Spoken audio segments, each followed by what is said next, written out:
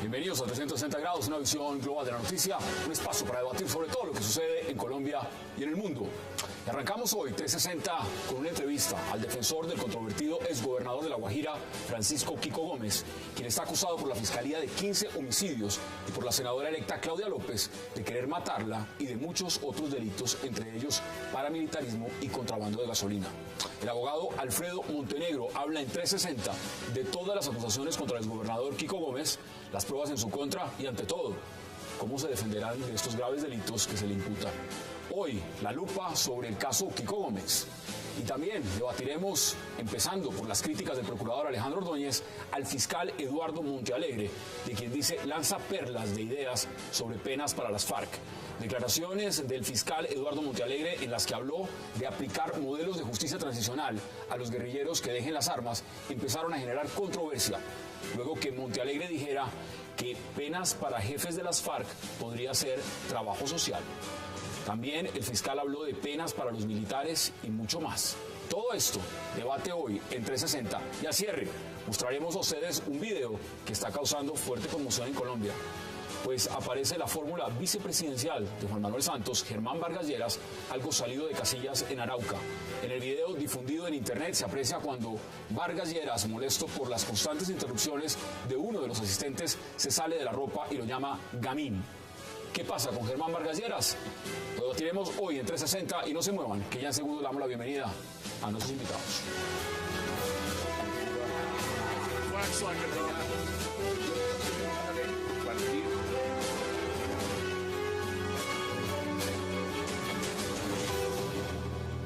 Y qué placer dar la bienvenida hoy en 360 al abogado Alfredo Montenegro, quien es el defensor del exgobernador de La Guajira, Francisco Kiko Gómez. Doctor Montenegro, qué placer y gracias por aceptar la invitación. Muchas gracias a ustedes por venir a explicar este caso. Mire, esto no es nada fácil. Está usted, la última vez que nos vimos, estaba usted en el caso de Sigifredo López. Sí, ya sabemos lo que pasó. Ahora, estas son circunstancias distintas. ¿Está detrás Kiko Gómez de las amenazas de muerte a la senadora electa Claudia López? No, esto es un montaje que se ha hecho en contra de Kiko Gómez. Creo yo que proviene incluso de los propios periodistas que están señalando eso. Lo que se tiene conocimiento es que a la Oficina de Protección del Ministerio del Interior llegó un anónimo señalando una generalidad, que Kiko Gómez va a atentar contra la vida de Claudia López, de Gonzalo Guillén y otros periodistas. Pero León Valencia también. León Valencia y otro periodista que se me escape el Ariel. nombre. Pero este anónimo no cuenta con elementos de juicio que permitan señalar que está diciendo la verdad. En esto hay que ser muy claros. La Corte Suprema de Justicia ha señalado de vieja data que estos anónimos, para que sirvan como fundamento para abrir una investigación criminal, tienen que tener esos ribetes de seriedad y sobre todo acompañarse de los elementos de juicio que digan de su veracidad. Pero no se puede desconocer que estos periodistas hicieron una extensa investigación en el tema de La Guajira, donde hay homicidios, donde hay contrabando, donde hay tráfico de armas, donde hay un montón de cosas, y según esos reportes, esto no es la Fiscalía, estos son investigaciones periodísticas, apuntan en la dirección de Kiko Gómez. Bueno, si eso es así, esas pruebas tienen que estar en poder de la Fiscalía. ¿Y no las tienen? La Fiscalía lleva 8 meses investigando y hasta el momento no ha encontrado una evidencia, por mínima que sea, que diga relación de Kiko Gómez con estas amenazas. Luego, entonces, ahí algo está fallando, ¿sí? O la información que tiene la Fiscalía no es suficiente o sencillamente no hay absolutamente nada. En este momento ya salió el fiscal Montealegre y está diciendo que no solamente son esos casos, y ya vamos a mencionarlos uno por uno, el crimen del concejal de Barrancas, Luis López Peralta, y otro, sino que podría estar involucrado en 15 homicidios más. A ver, esto ya es de una magnitud muy grande. Sí. ¿Cómo se llega ya no solamente a unas amenazas de muerte, a unas investigaciones sobre unas personas que ya murieron, sino además a 15 personas más? Sí. Bueno, aquí lo que hay que tener en cuenta son dos circunstancias importantes.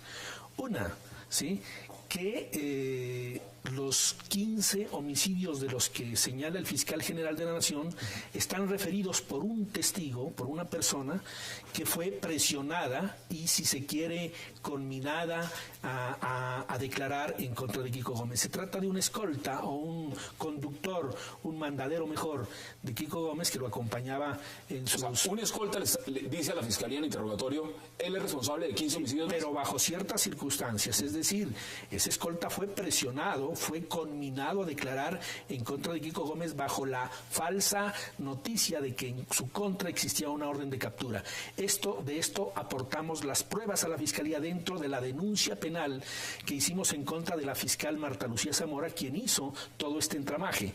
La doctora Marta Lucía Zamora, para los que algunos no la conocen, es la que también estaba al frente del caso Colmenares. Claro, claro. Ella tiene algunas investigaciones, usted me corregirá, no sé, tema de falsos testigos, ¿es así? Sí, claro. Lo que pasa es que el país ya sabe quién es Marta Lucía Zamora, afortunadamente. Con Sigifredo también estuvo en el mismo caso. Con Sigifredo López se estrenó como la gerente que manejaba toda esa empresa de falsos testigos.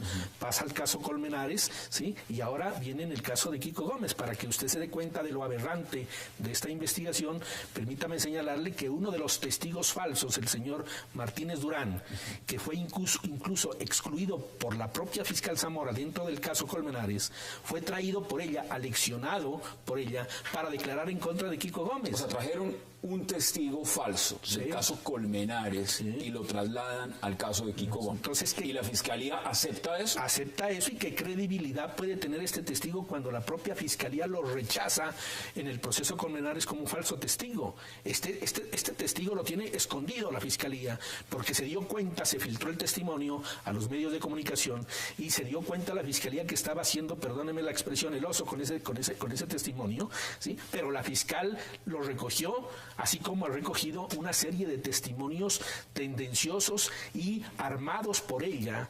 O sea, ¿usted responsabiliza o quién está detrás de esto que usted dice? Bueno, ahí hay un triángulo muy ¿usted dice fuerte. que esto es un montaje? Sí, esto es un montaje que está... Pero ¿cómo puede ser un montaje cuando, vuelvo y le digo, las personas que han hecho este material periodístico, y esto es distinto, han hecho investigaciones de parapolítica, han destapado escándalos como Claudia López, donde su sustentación demostró con hechos finales que muchos de los políticos que ella estaba denunciando efectivamente sí tenían contacto con paramilitares. Ahora, esta investigación no la iban a publicar sencillamente porque dijeron, venga, nos vamos en contra del gobernador. Algo de fondo tiene que haber. ¿Es cierto que Kiko Gómez es uno de los hombres más poderosos en La Guajira y que la gente le tiene miedo? No, eso no corresponde a la verdad. Lo que sí es cierto es que Kiko Gómez es el hombre más popular en La Guajira y el más querido por sus seguidores. Eso lo dicen las votaciones a la gobernación pasadas, en donde avasalló a su contrincante político Vladimiro Cuello. Ahí surge una enemistad. Hay fotos de él con el presidente, con la Unidad Nacional, y además tenía la voz de Cambio Radical. Pero las fotos hay que aclarar que fueron con posterioridad, tomadas con posterioridad a la elección, no como dijo Clara López tendenciosamente, que esas fotos habían sido tomadas en plena campaña. Eso no es así. Antes. Ahí las fotos fueron tomadas cuando él era gobernador, de La Guajira, cuando iban a inaugurar por primera vez el agua para La Guajira. En ese momento es que se toman las fotos. ¿Cuál es el caso puntual? Mire, aquí me pongo a ver todo lo que significa y dice, delito de concierto para delinquir, presuntos nexos con bandas criminales de alias Marquitos. ¿Él conoce a Marquitos? ¿Kiko Gómez conoce a Marquitos? Lo conoce, es un hombre muy conocido en La Guajira por sus andanzas y por sus cosas que ha hecho, y allá se presenta un fenómeno bien curioso que no se presenta en ninguna parte del país. Allá hay unas guerras que se presentan entre familias, y precisamente Marquitos Figueroa era uno de los que había realizado unas guerras y casi que fratricidas entre muchas familias de La Guajira. Pero es que este señor no es cualquier cosa. Señor Marquitos, ¿qué es? Claro, es un jefe paramilitar. No, él no tiene ninguna vinculación con paramilitares. Óigame bien. Marquitos Figueroa fue declarado objetivo militar por las autodefensas y concretamente por Jorge 40. Eso lo dice el propio fiscal Julio Espino en la resolución de acusación que acaba de proferir en contra de Kiko Gómez. Marcos Figueroa era independiente, él era una organización solo, él, ¿sí? Y Kiko Gómez, ¿cuál era la relación con Marcos Figueroa? Que la fiscalía no lo ha entendido. La relación de Kiko Gómez era que él era una persona, un hombre de paz que servía para solucionar esos conflictos familiares que se presentan en La Guajira.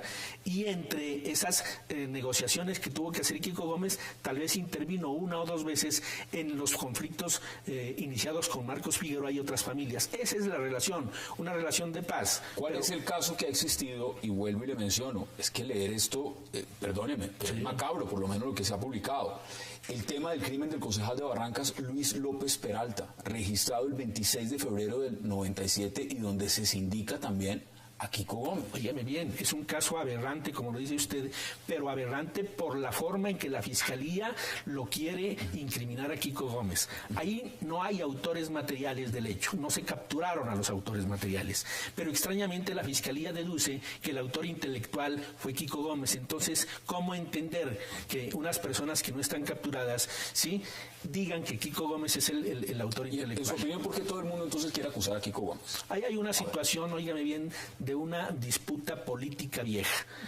La discusión se radica aquí principalmente en que Kiko Gómez, un hombre de abajo del pueblo, ¿sí?, vino a quitarles el poder a la gente que hace más de 20 años viene ejerciendo el poder y robándose el departamento de La Guajira. Kiko Gómez gana la elección pasada, la gobernación, y ahí es cuando Vladimiro Cuello, ¿sí?, empieza esta campaña de desprestigio y difamación ante todos los medios de comunicación, no solamente actuando solo. Él venía actuando ya con otras personas, inicialmente con Pablo, alias el hombre del desierto, que era un despachador de droga desde La Guajira al exterior, ¿sí?, y que trabajaba con Dirger Becerra, otro narcotraficante, y estos trabajaban con Vladimiro Cuello. Eso no lo digo yo, eso lo dijo El Espectador en el año 2011.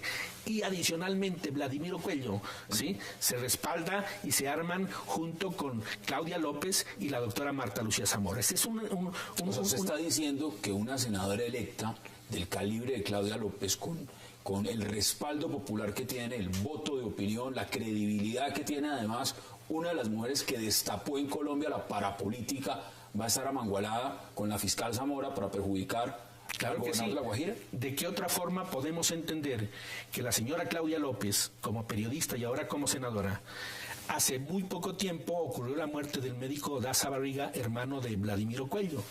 Vladimiro Cuello, en esa venganza política que tiene, obviamente se indica a Kiko Gómez, que está detenido en la cárcel de este homicidio, y rápidamente replica la doctora Claudia López de que efectivamente Kiko Gómez es el autor intelectual de este homicidio. Yo le pregunto a Claudia López, ¿dónde están las pruebas que digan de esa sindicación? Ella tiene que presentar, ella tiene como periodista que ser responsable de las declaraciones que dan. Por esa situación la denuncié por injuria y calumnia. Es decir, y este material periodístico con el cual se están haciendo estas cosas, ¿no las tiene la Fiscalía?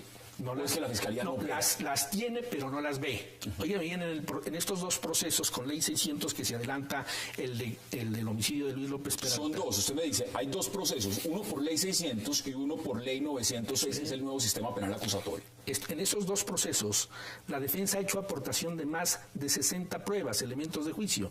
Pero si usted lee la última resolución de acusación que acaba de proferir en Ley 600 el fiscal Julio Espino, parece que la defensa no hubiese hecho aportación de nada. Ahí sencillamente se limitan a examinar las pruebas de la Fiscalía, ¿sí?, y a desatender las de la defensa. Pero lo que hay que señalar es que para poder desatender las de la defensa, tiene que referirse a ellas y descalificarlas de alguna manera, pero no omitirlas como está haciendo. ¿Qué está pasando con otro de los casos? Y vuelvo y le digo, el asesinato de la alcaldesa del municipio de Barrancas, Guajira, Yandra Brito. Porque ahí también está Kiko Gómez señalado como autor responsable de ese homicidio. Sí, mire, eso surgió también, desafortunadamente, por otra desaveniencia de carácter político. Kiko Gómez llega a la alcaldía de Barrancas, ¿sí? Y como suele ocurrir no solamente en ese municipio, sino en varios municipios del país, él se encarga de hacer campaña en contra de otra candidata que resulta ser la señora Yandra Brito, ¿sí? Llega al poder, lo mismo que sucedió aquí en Colombia, y esta señora sencillamente decide hacer su gobierno. Kiko Gómez no le había pedido ni burocracia ni plata, ella dice que le habían pedido una fuerte plata. Pero a ver, entonces, en su opinión, y uno entiende que usted representa a Kiko Gómez, ¿todo eso es un complot político? Sí, todas esas acusaciones de homicidio. Todas estas acusaciones son una campaña bien orquestada que ha montado las personas que le refiero y otras personas más. Pero óigame bien para que usted se dé cuenta de las anomalías tan grandes que ocurren en esto. En el caso de Yandra Brito, en el homicidio de Yandra Brito, sí se capturaron a los autores intelectuales del hecho. Y lo señalan a... No, óigame bien, ¿qué es lo que ocurre? Va la doctora Zamora a entrevistarlos. Otra vez la fiscal Zamora a entrevistarlos y a presionarlos para que se indiquen de ese homicidio a Kiko Gómez. Uno de ellos, con fortaleza y contundencia, se para y le dice: mire, yo no conozco a Kiko Gómez, pero yo no sé por qué usted quiere que yo declare en contra de él. Le ofrecen principio de oportunidad y otras dádivas de carácter judicial. Tan abrumadora fue la presión que ejercía esta fiscal sobre este señor, que este señor la denunció ante el Consejo Superior de la Judicatura y penalmente por esta situación. Usted señala, vuelvo y le pregunto directamente, en gran parte de estas acusaciones al exfiscal Zamora. Sí, porque ella y el país sabe y conoce la forma en que ha venido actuando. Ella fue la inventora, la que introdujo desafortunadamente los falsos testigos en la fiscalía. En esto... Pero usted formó parte de la fiscalía, usted conoce perfectamente cómo funciona la fiscalía. ¿Sí? La fiscalía, entonces, vamos a plantearlo como un organismo lleno de corrupción, de falsos testigos y demás. En la fiscalía hay gente muy buena. Yo diría que la gran cantidad de fiscales es gente proba, buena y honesta. Pero también hay manzanas podridas, como se dice. Mire, vamos a concluir. ¿Han tenido garantías? Kiko Gómez, usted como su abogado, ¿siente que tiene garantías? No tenemos garantías absolutamente de ninguna naturaleza y por esa razón nos vimos obligados a tomar una posición extrema en el sentido de que no quisimos alegar de fondo para efecto de la calificación sumarial, tampoco vamos a apelar, lo único que queremos es que el proceso salga de la órbita de presión y de competencia de la Fiscalía General, porque nosotros consideramos que frente a los jueces de la República tenemos una segunda oportunidad. Es decir, en su opinión, las pruebas que han aportado Gonzalo Guillén, Claudia López, la Unidad Nacional de Protección del Ministerio de Interior, Arcoiris y demás sobre las investigaciones de lo que pasa en La Guajira, ¿eso es un invento? Esas son pruebas tendenciosas y en la gran mayoría son creaciones de la propia fiscal Zamora. Como le digo, ella no puede cometer delitos para investigar delitos. En un Estado de Derecho eso no es permitido. A ella se le permitió eso y yo creo que el fiscal general, cuando se da cuenta de cómo es que está actuando ella, es que decide sacarla de la fiscalía. ¿Este proceso va a seguir en Bogotá? No, sigue en Riohacha. Seguramente la Fiscalía va a ejercer su órbita de dominio. Incluso allá iba a decir que allá no existen garantías y que lo traerán a Bogotá. Nosotros estamos dispuestos a jugar en cualquier plaza, con cualquier juez, pero siempre y cuando con objetividad, claridad y lealtad procesal. Bueno, Alfredo Montenegro, un verdadero placer y gracias por aceptar esta invitación. Muchas gracias a usted. Muy amable. Vamos a la pausa entre 160 porque en regreso vamos a debatir sobre unas perlas que ha propuesto el fiscal Eduardo Montalegre frente a la justicia transicional. Ya regresamos, no se vayan.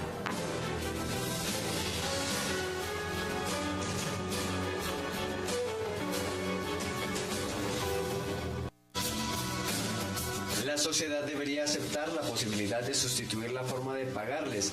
Una vez que se hayan producido las sentencias correspondientes, podríamos hablar de penas alternativas a la pena de prisión. Por ejemplo, está el trabajo social comunitario, la participación de los máximos responsables en programas de restablecimiento social, como el desminado y que contribuye a desmontar las estructuras de guerra y un gran trabajo de acercamiento entre víctima y victimario a través del trabajo social.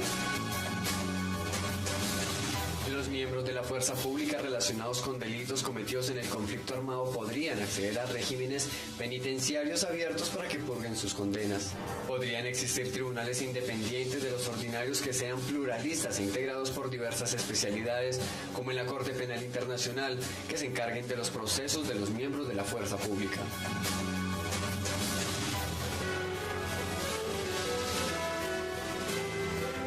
Bueno, regresamos a 360 y ahora vamos a hablar sobre eso que el procurador ha llamado unas perlas sobre las declaraciones. Algunos dirán que es justicia transicional, ustedes me dirán qué opinan, y para eso, qué placer dar la bienvenida en este bloque a Jorge Romero, al señor Sergio Guarín, a Carolina Villegas y por supuesto a Juan Esteban Levín. Levin está muy bien. Está perfecto. Jorge, ¿cómo ve usted la propuesta fiscal? Lo primero que hay que decir es que la justicia transicional no es el mecanismo, es el mecanismo que están llamando a la impunidad, ¿verdad? O sea, tendríamos que decir acá que la impunidad es una revictimización de la víctima. Aquí ya hubo un consenso en el año 2005 en el cual salió una ley, la ley 975, que es la ley de justicia y paz. Esa ley de justicia y paz es la ley más exitosa en términos de desmovilización en todo el mundo entero. No ha habido una sola ley en un conflicto en que se hayan desmovilizado las personas, hayan pagado cárcel y estén obligadas a reparar a sus víctimas. Luego, ¿usted cree que las FARC van a querer pagar cárcel? Ya han dicho que no. Ellos han dicho que no quieren un Nuremberg en Colombia y que no van a pagar un solo día de cárcel. Sergio, ¿usted cómo lo ve? ¿Cómo ve la propuesta del fiscal? Me gustaría que reinterpretáramos la idea de la perla, no como algo malo y peyorativo, sino como algo bueno, que vale la pena tener en el debate público y que es escaso. Creo que hoy en día tenemos una visión punitivista que ve únicamente la cárcel como la manera de pagar una sanción y de castigar a los criminales, y creo que dar la alternativa para pensar en otro tipo de condenas o condenas en espacio abierto es una consideración que hay que tener. No, venga, eso es válido y por eso las proponen. Pero ¿qué hace uno con un criminal de lesa humanidad que recluta niños, que siembra minas y lo demás? ¿Le proponemos entonces que vaya y barra un callejón? ¿O le proponemos, por ejemplo, que vaya y pinte unas casas? ¿O para pagar la pena? Creo que parte del uso de esa palabra perlas de una manera peyorativa tiene que ver también con peyorar esas otras cosas que se pueden hacer por la comunidad. Si usted, por ejemplo, ve, y estoy hablando de un caso exitoso para el gobierno actual y el anterior, el programa de reintegración, después de desarrollos normativos posteriores, los desmovilizados tuvieron que ir a hacer trabajo social. Y cuando se conversa con las víctimas sobre el impacto del trabajo social, esas víctimas le van a decir a usted, mire, ese trabajo social fue muy importante. Es decir, hacer trabajo social comunitario puede parecer hacer arte country, como lo dice Jorge, pero me parece que es una manera caricaturesca y peyorativa de decir, hay otras maneras de resarcir. ¿Qué opina usted? ¿No sería bueno también que hicieran ese trabajo social después de que paguen cárcel? No, yo lo que creo es que esto es una muestra que no sabemos qué está pasando en La Habana, que los colombianos no tenemos ni idea hacia dónde va este proceso. Lo que decía Jorge es absolutamente cierto. La impunidad lo único que genera es que las víctimas se sientan aún más dolidas y más atacadas. Y por supuesto nadie discute la importancia del trabajo social, pero como lo dijo Oscar Iván Zuluaga hoy, el trabajo social también se puede hacer desde la cárcel. Y los autores de crímenes de lesa humanidad, como el reclutamiento de niños menores, las torturas, los secuestros, tienen que tener unas penas de cárcel. Los señores de la FARC lo han dicho, nosotros no vamos a ir a la cárcel. Eso no lo digo yo, eso no lo dicen acá, eso lo dicen ellos. Nosotros no vamos a ir a la cárcel. De ahí que se dice, hay que tragarse unos sapos. Hay que tragarse unos sapos. Algunos los ven chiquiticos, otros los ven gigantes, otros ven unas ranas inmensas. ¿Usted cómo lo ve? Pues sin duda hay que tragarse unos sapos, pero yo creo que, digamos, yo comparto tanto parte de la posición de Jorge como de la de Sergio. ¿Por qué? Porque yo creo que hay que separar el debate estrictamente jurídico, que creo que Sergio lo plantea muy bien, de si la cárcel es la única manera de condenar a una persona, no a los jefes de las FARC, a cualquier persona que haya cometido un delito. Eso es una discusión, es un problema diferente que creo que es muy importante que se abra. Eso con el tema estrictamente, digamos, jurídico de derecho penal. Ahora, en la cuestión política, de plantearlo en este caso, no solo en este caso, sino que por primera vez se haga en Colombia, precisamente con los jefes de las FARC, no con los guerrilleros rasos, con los que podemos tener unas consideraciones distintas, me parece que es una equivocación, primero, política del mismo fiscal, si él quiere avanzar en ese tipo de cambios del derecho penal, porque evidentemente va a producir este tipo de discusiones y de problemas. Entonces no estoy de acuerdo que lo haga de esa manera. Y segundo, pues claro, una cosa es tragarse el sapo de que estén 3 años en la cárcel en vez de 30, por decir algo, y otra cosa es que no estén en la cárcel. Es un sapo mucho más grande, con el cual, digamos, yo no necesariamente creo que eso sea impunidad, porque creo que se puede debatir ese cambio de política penal, pero creo que sí. ¿Qué dicen ustedes? Porque frente al punto de si es políticamente correcto en este momento o no, pues sin duda alguno no podría pensar, no, es políticamente incorrecto porque no es lo popular. Y claramente empezando por el proceso. Por supuesto, no es lo popular. La gente ya ha dicho en distintas encuestas de opinión, nosotros no estamos de acuerdo con que los miembros de las FARC y más aún sus cabecillas no paguen penas en prisión.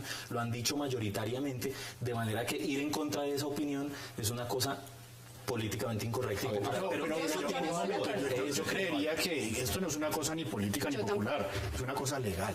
Nosotros estamos obligados por un tratado de la Corte de Roma a cumplir ciertas características a las cuales nosotros nos obligamos. Por eso se llama justicia transicional. Pero es que eso no es sinónimo de una impunidad. Precisamente porque si lo que se quiere es llegar a la paz y llegar a unos acuerdos, hay que ceder en algo. Los señores de la FARC dicen, nosotros no vamos a pagar cárcel. Olvídense de eso, o seguimos en la guerra. Pero no, pero es que aquí estamos hablando de un monstruo criminal. Un señor que se llama alias Iván Márquez, que tiene 66 medidas de aseguramiento, 132 órdenes de captura, 28 sentencias condenatorias. Ese señor es un monstruo del crimen. ¿Qué hacemos? El señor no quiere ir a la cárcel. Del crimen. Y el gobierno lo sabe. El gobierno lo sabe que el señor no quiere ir a la cárcel. ¿Qué tiene para ofrecerle a la sociedad un señor de estos? Ahora, pues yo se los planteo por este lado, porque es que en cualquier país del mundo, la fiscalía es un ente acusador. Aquí parece un consultorio jurídico. Aquí parece la fiscalía es proponiendo salidas alternativas para los delincuentes, para los criminales, diciéndoles, pues le conviene esto, mejor hagámosle por aquí. Eso parece una fiscalía realmente... ¿Eso existe en la fiscalía de otros países? La fiscalía de otros países adelante La Habana. Esta es para otra cosa, la fiscalía está para acusar. Además, porque han ido en contra realmente de la Corte Penal Internacional, que ya lo ha dicho varias veces, en el proceso no puede haber impunidad. El hecho de tragarnos unos sapos para acceder a la paz lo ha dejado muy claro en los crímenes de lesa humanidad y los crímenes de guerra a nivel internacional, que no puede haber impunidad. Entonces yo creo que no es un tema de política ni de favorabilidad o no, sino del país que queremos construir. ¿Qué le queremos dejar a Colombia y a nuestros jóvenes?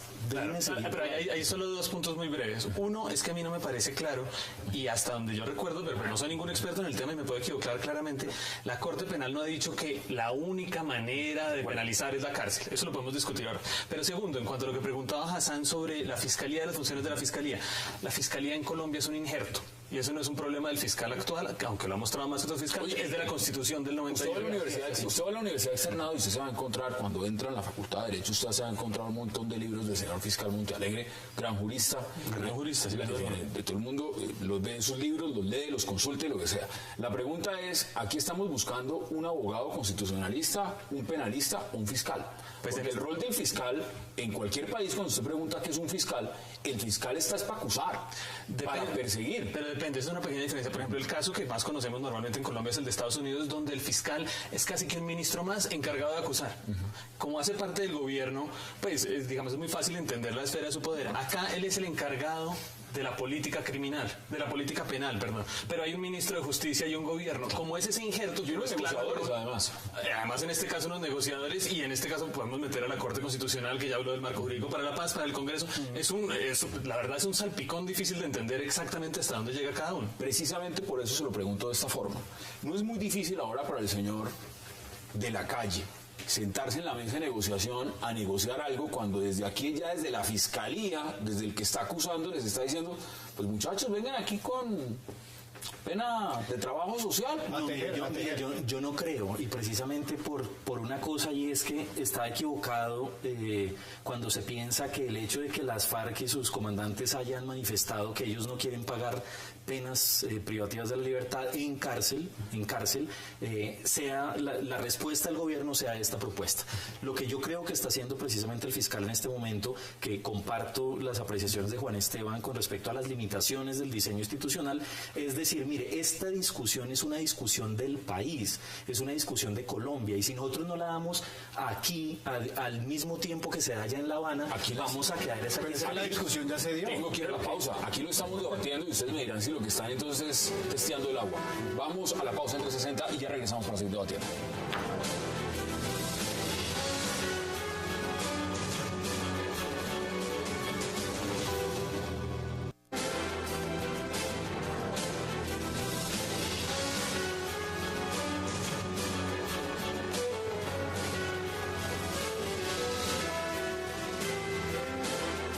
Regresamos a 360 debatiendo sobre esta propuesta del señor fiscal general Montealegre, y pues hay elementos, hay muchos más elementos para debatir. Usted decía que quería pegarse del país que soñamos, ¿o? Sí, por favor, es que Carolina no dijo exactamente eso, lo cual no dije eso, hay que aclarar, yo dije por el país que queremos dejar.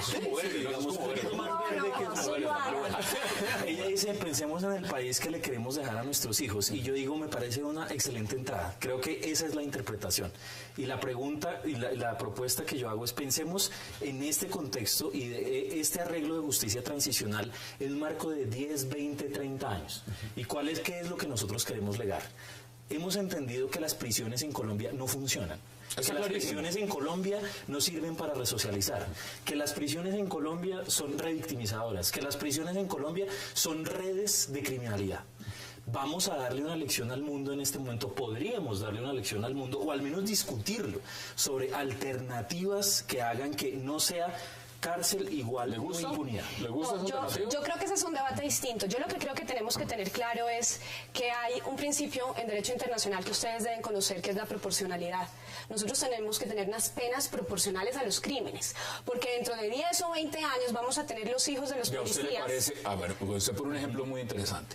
Los hijos de los policías que masacraron. En el tema de justicia, ley de justicia y paz, 8 años para personas que cometieron masacres paramilitares. ¿A usted eso le parece justo? A mí me parece que esos son los sapos que sí se pueden que sí uno se puede tragar, porque es que hay cárcel. O sea, a usted le dicen claramente. Además, mañana hay otras obligaciones, ¿no? Hay otras obligaciones.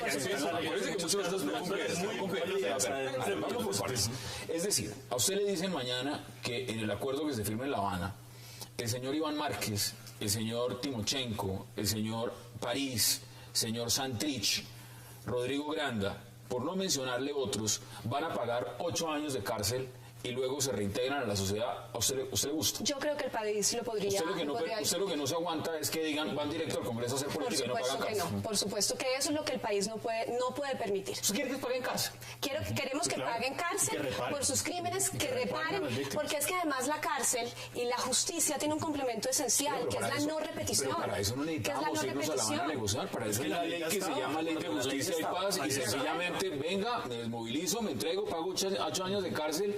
Es que ese es el problema, Hassan. Mire, la política criminal no la puede liderar una persona que no está facultada por la ley ni por la Constitución para liderarla.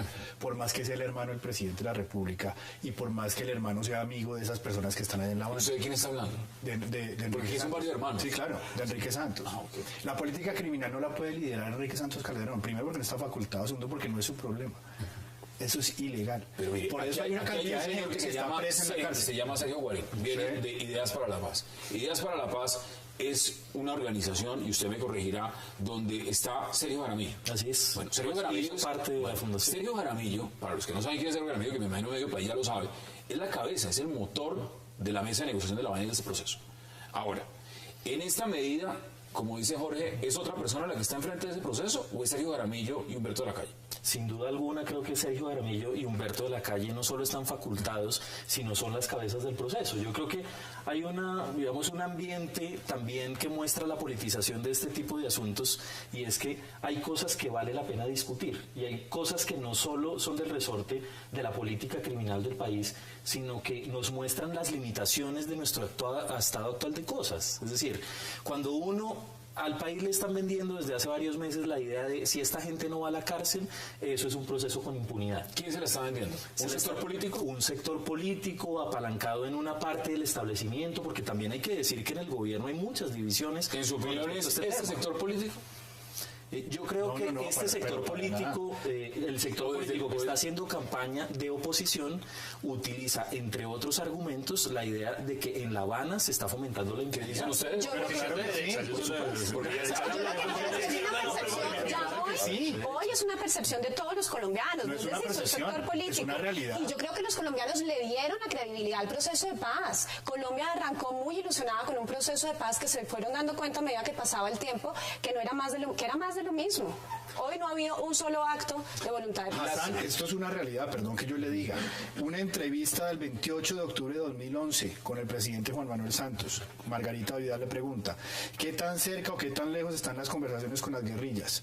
Tan cerca o tan lejos como le esté la voluntad de las guerrillas de cesar los atentados, los secuestros y los actos de terrorismo. A ver, pero vamos por partes. Eso no va a pasar porque estamos sin cese de fuego y se está negociando bajo la guerra. Es decir, a nosotros nos están engañando todo el tiempo. No, pero ¿por qué nos están engañando? A ver si no entendí. Claro. ¿Qué está diciendo el presidente? Que para que se dé unos diálogos, ¿qué tiene que pasar? Claro, pero no nos está engañando. Ya estaban dialogando. Y acuérdese, solo los idiotas no cambian de parecer. Pero no nos está engañando. Nunca nos ha dicho que ayer en la Feria del Libro estaba contento cuento de que Petro hubiera vuelto a la alcaldía. Además, es una cosa ya relevante. No, pero el engaño estaba desde el principio, porque en esa época, cuando ellos se entrevista, ya estaba su hermano negociando. Este proceso... Una persona que no está facultada para este negociar. proceso ya va avanzando. Ya va avanzando. No, pero es que aquí nos tenemos que ceñir a la ley. ¿Usted cree entonces, por ejemplo, que el proceso que se vivió de desmovilización y de negociación con los paramilitares, Ley de Justicia y Paz, ha sido exitoso?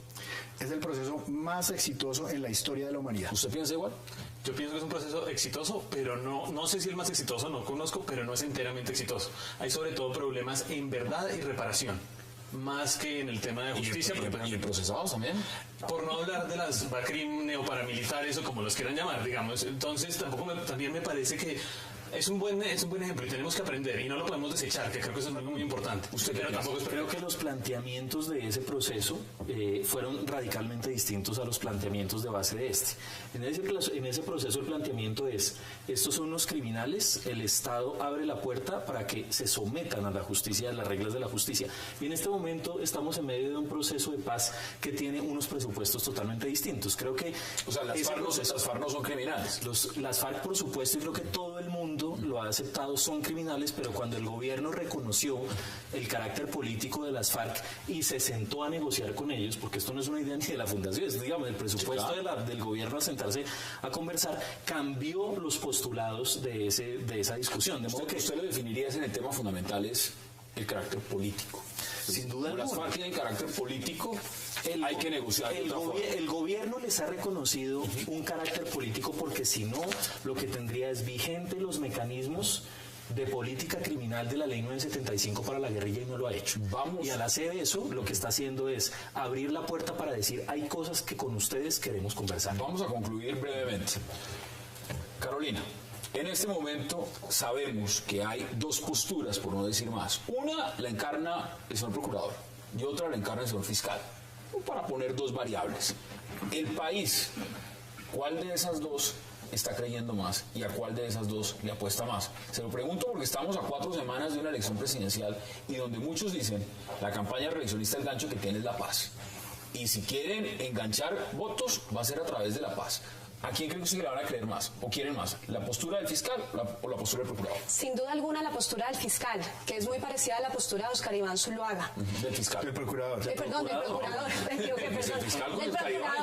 Del procurador, que es la posición de Oscar Iván Zuluaga.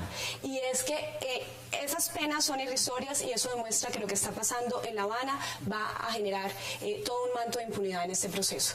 Creo que precisamente el carácter político es el error principal de este proceso. Después de todo el caguán, lo que vimos es que las FARC son una organización narcoterrorista y no nos podíamos salir de ahí, y por lo tanto se tienen que someter a la justicia. Con sapos que nos tenemos que tragar, sí, pero sometiéndolos a la justicia. Juan Esteban, la opinión pública, ¿a quién le va a terminar tirando más apoyo? A ninguno. A ninguno de los dos.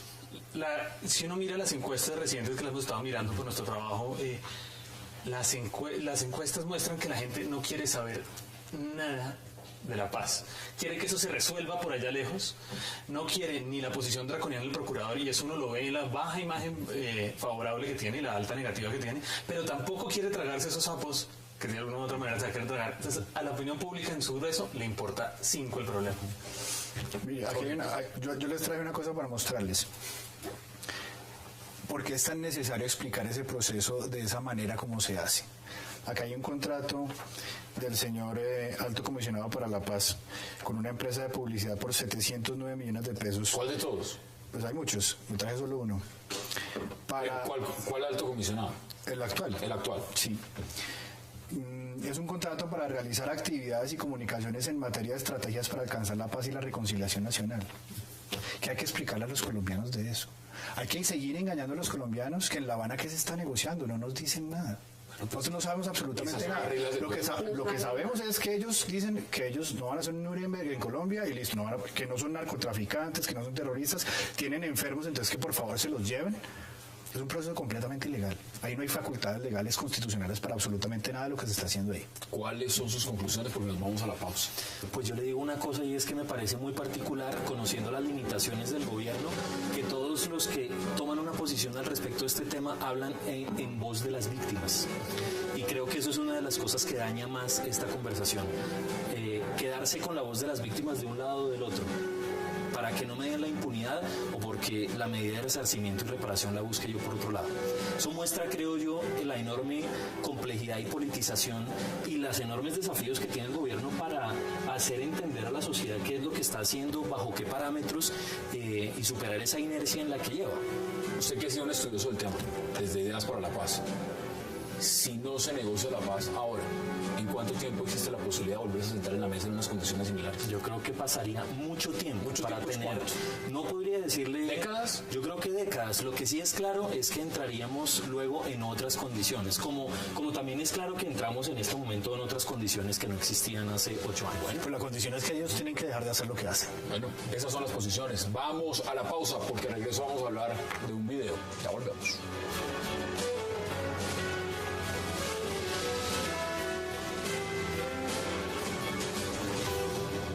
Reconozco que Santos ha sido un gran presidente, fui su ministro y me gusta mucho poderlo acompañar en este segundo tiempo del gobierno, cuando las mayores realizaciones son las que se van a ejecutar. Pero robaron las regalías de Arauca, presidente. Vamos sobre el tema de regalías. Les dije en el Casanare y se lo digo ahora. El plan de inversiones que en materia de recursos del Estado va a llegar a Almendra, va a llegar a Casanare y va a llegar a Arauca, supera con creces los recursos que se dejaron de percibir directamente. No me interrumpa, le voy contestando. No, señor, déjeme, le contesto. Esto no es un consejo comunal ni yo soy Álvaro Uribe, respéteme. Le estoy contestando, no me interrumpa. Señor, nadie se los ha robado. Desafortunadamente o afortunadamente, no me interrumpa. Hubo un acto constitucional que redistribuyó las regalías en Colombia. Y el presidente ha anunciado, y aquí están las obras que les he mencionado, que Arauca se beneficiará infinitamente más con la ejecución de todas estas obras de lo que recibía directamente en las regalías. Y va a haber una reforma a la ley. Ahora los llevo y se las muestro. Pues en el conjunto que se está construyendo, no me sabotee más la reunión. ¿Quién lo mandó aquí a sabotear esto? Ahora cuando salgamos los llevo y les muestro las casas. Y no más esta cosa. Soy araucano y merezco respeto también. Yo merezco que me respete la reunión. Esto así con este amigo. Pues ahora lo llevamos y le mostramos las casitas, porque las casitas sí se están haciendo. Bueno, ¿las casitas se están haciendo o no se están haciendo? Regresamos a 360. Bueno, las imágenes, el video, por sí solo. ¿Qué pasó ahí? Ya no es sotoboche el comportamiento de esta persona, ¿no? Ya Está defendiendo las banderas. La pregunta es si queremos un vicepresidente de esa talla. Exactamente. Yo creo que ese es el talante de este gobierno, un gobierno desconectado de su gente, un gobierno que no oye. Es que quitémosle incluso las palabras. Él lo que muestra es fastidio, la gente le da alergia y finalmente por eso termina diciéndole que es un gamín, porque él está completamente desconectado de la gente. Bueno, ¿qué opina usted? Yo no sé si Carolina generaliza en todo el gobierno, que sabemos que tiene graves problemas y no es el único. Yo voy más por el lado de Jorge. Es una cuestión de un carácter que, la verdad, desde esta orilla de periodista, qué maravilla que haga eso un mes antes de las elecciones. Ojalá lo hicieran también los de la campaña de Oscar Iván para reírnos desde esta orilla, digo yo, y las demás campañas. Mire, créame que en la campaña de Oscar Iván eso no pasa, porque Oscar Iván es una persona decente, que respeta a todos los colombianos. ¿Qué dice usted? Me parece una imagen extraordinaria estas palabras del candidato vicepresidencial con un eslogan atrás que dice apostándole a la paz. Que, todos como Manuel. todos, como Manuel le dice Gamín. Es apostándole a la paz, pero déjeme decirle una cosa, no sé si, a ver, a mí evidentemente me parece inapropiado, creo equivocado, pero si usted me lo pregunta en términos como de análisis político, a mí me parece que la llegada de Vargas Lleras como fórmula de vicepresidencial lo que hace precisamente es apalancarse de ese talante, porque es que Vargas Lleras es ese talante. Que era lo que le faltaba a Santos. Que era lo que le faltaba a Santos. Piense hace 4 años, cuando estábamos en elecciones presidenciales, Santos era la mano dura, ministro de Defensa de Uribe, los mayores golpes contra la guerrilla, y su vicepresidente, Angelino Garzón, era la mano extendida, el sindicalismo, la clase obrera, y aquí es al revés. Pero una cosa, porque uno no puede confundir la firmeza con ser un maltratador. Entonces, aquí no es firme Germán Vargas Lleras, aquí lo que hace es maltratar al ciudadano araucano, eso es muy distinto. Y finalmente él dice, yo no soy Uribe. Esto no es un consejo. Claro, porque él sabe que la gente sí le puede llegar a Uribe y le puede decir, presidente, esto no está funcionando. Y el presidente le va a dar soluciones, no le va a dar la espalda. Claro, pero no se supone que habían repartido la plata de las regalías y él está diciendo que qué pasó con la plata. El presidente Uribe no regañaba en los consejos comunales. Sí, bastante. Pero a los ministros, para que cumplieran. Pero no a nadie. O sea, y el que sufriera el ministro. A nadie de Gamín. No, fue una cosa totalmente inapropiada. Creo que es algo, sin duda alguna, que muestra un talante que es difícil, y yo creo que hace mucho rato, como dice Jorge, se viene discutiendo sobre ese talante. Mi punto simplemente es que creo que eso no es un accidente, y que eso pasa como una cosa que se va a catapultar. Esto no tiene ningún efecto también. Algunos están diciendo, críticos por supuesto, dicen, es que esa campaña hay crisis, y desde lasillavacía.com he leído también algunos artículos donde dicen ahí hay una crisis y trajeron a su JJ Rendón para que resuelva internamente lo que está pasando. ¿Eso es desespero o eso es así todo el tiempo? Yo creo que eso es así todo el tiempo. Hay una crisis, pero no creo que esto sea manifestación de la crisis. Esto es manifestación de una forma de decir que yo no sé cómo calificar en este momento. A 4 semanas, vuelvo y digo, de las presidenciales, ¿esto afecta o no afecta, Jorge? Sí, yo creo que sí. ¿O no? Que sí, sobre todo allá. Se afecta. Vamos a ver cuántos votos sacan allá, sí. Y hay que ver lo que tú decías, qué clase de vicepresidente queremos. Pues el vicepresidente normalmente, el Angelino está encargado del tema de derechos humanos, ¿no? Ojalá lo grite así. Sí, ese es el tema que va a manejar Germán Vargas Lleras. Y hay que volver un poquito a la cosa que estamos hablando ahora, yo creo, porque me parece algo... Aquí se considera la víctima el que sufre el atentado, el que está mutilado, pero yo soy víctima de la guerrilla, yo soy víctima de esos señores. Todos somos víctimas, a mí me da miedo. Yo no quiero viajar a Arauca, por ejemplo. Yo no. ¿Por Germán Vargas Lleras? Sí. Para que no digan a mí. Pero aquí todos somos víctimas, entonces todos estamos en derecho a... Aquí nos están escribiendo varios televidentes encantados con el tema y nos dicen, mire, a Gustavo Petro lo insultaron en un portal de Transmilenio en Suba, pero él no regaña a nadie. No regaña a nadie. Pues bueno, al menos el micrófono no estaba abierto. Es que el tema de los micrófonos es complicado. Pues esas son las posiciones. Jorge, como siempre, un verdadero placer. Muchas gracias. Que no sea la última vez. Bueno, Carolina, gracias por Muchas gracias. Juan Esteban, los de la casa. Muchas gracias. A ustedes, gracias por acompañarnos. Recuerden, repetición de este programa 11:30 de la noche y la cita es mañana a las 8 para seguir debatiendo toda la agenda política de Colombia y del mundo. Gracias por acompañarnos.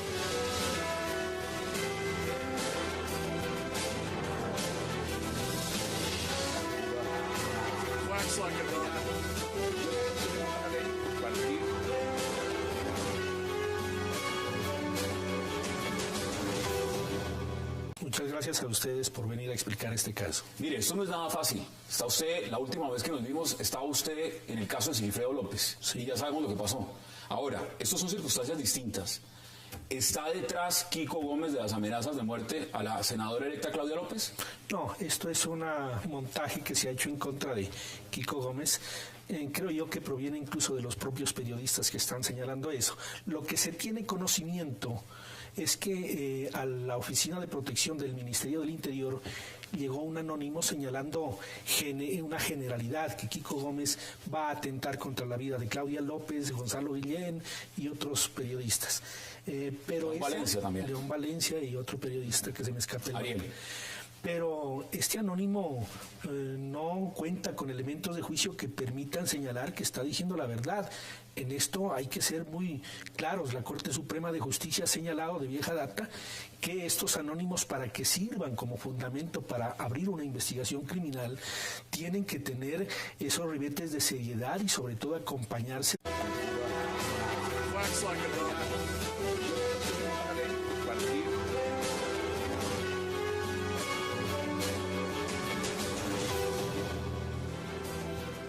Bienvenidos a 360 grados, una visión global de la noticia, un espacio para debatir sobre todo lo que sucede en Colombia y en el mundo.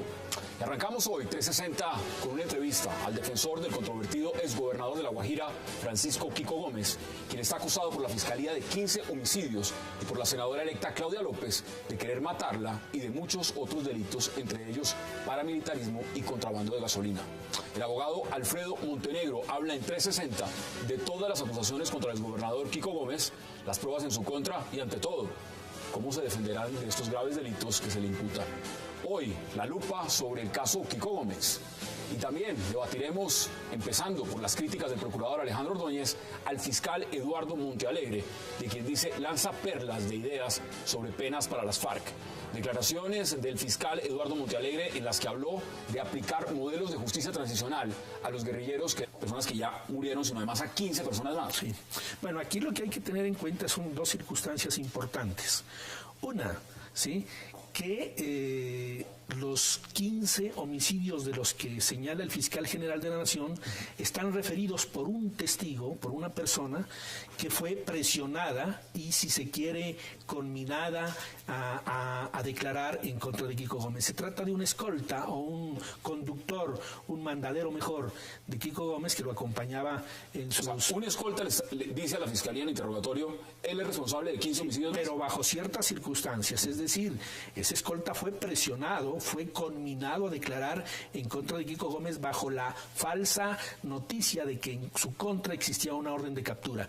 De esto aportamos las pruebas a la Fiscalía dentro de la denuncia penal que hicimos en contra de la fiscal Marta Lucía Zamora, quien hizo todo este entramaje.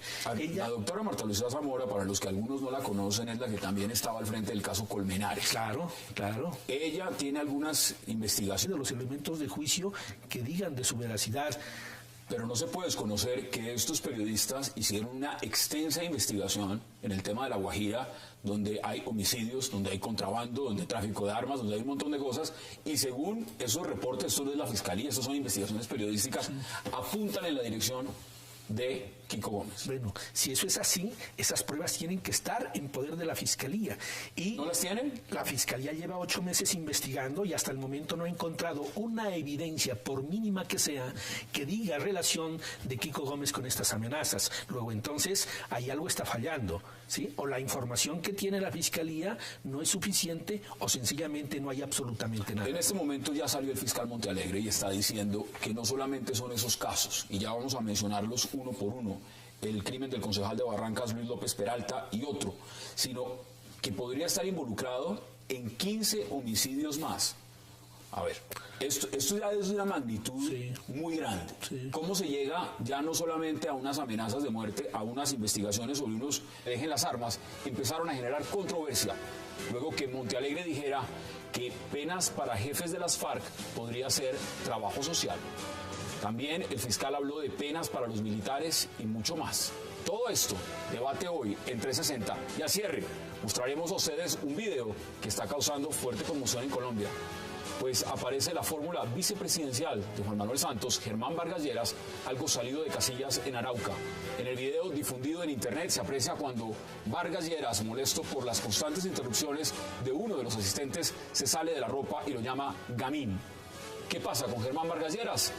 Lo debatiremos hoy en 360 y no se muevan, que ya en segundos le damos la bienvenida a nuestros invitados.